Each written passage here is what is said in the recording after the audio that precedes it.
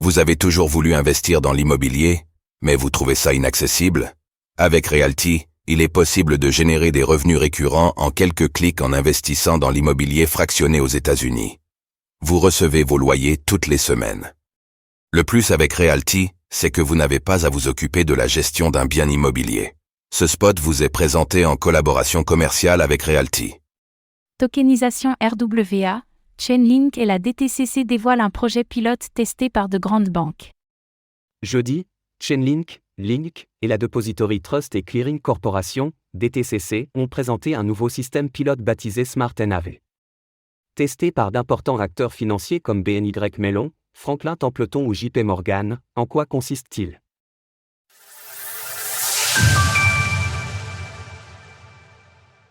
Chainlink, Link et la DTCC présentent le projet pilote Smart NAV. De plus en plus, les différentes institutions financières du monde entier font appel à des systèmes blockchain afin d'en tirer des avantages en matière de gains de temps et de coûts de gestion. Néanmoins, une blockchain étant par définition un système fermé, des outils permettant d'y amener des données du monde extérieur, les oracles, sont nécessaires. La tokenisation des Real World Assets, RWA, ne faisant pas exception, Chainlink, Link, ainsi que la Depository Trust & Clearing Corporation, DTCC, une importante société de compensation américaine, ont présenté un nouveau projet pilote baptisé Smart NAV.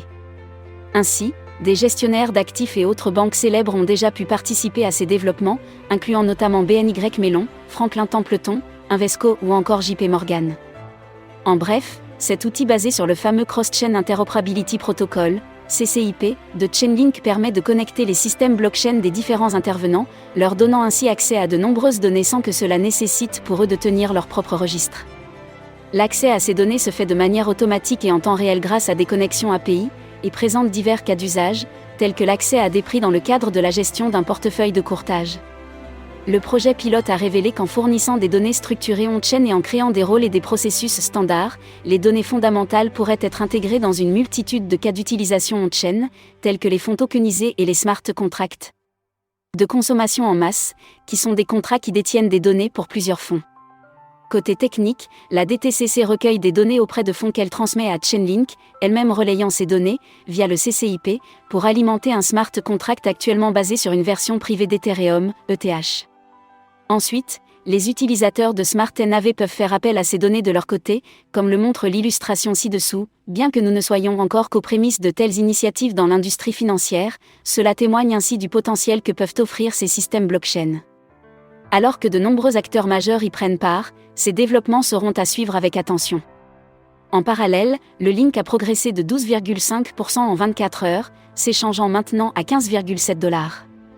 Source: DTCC.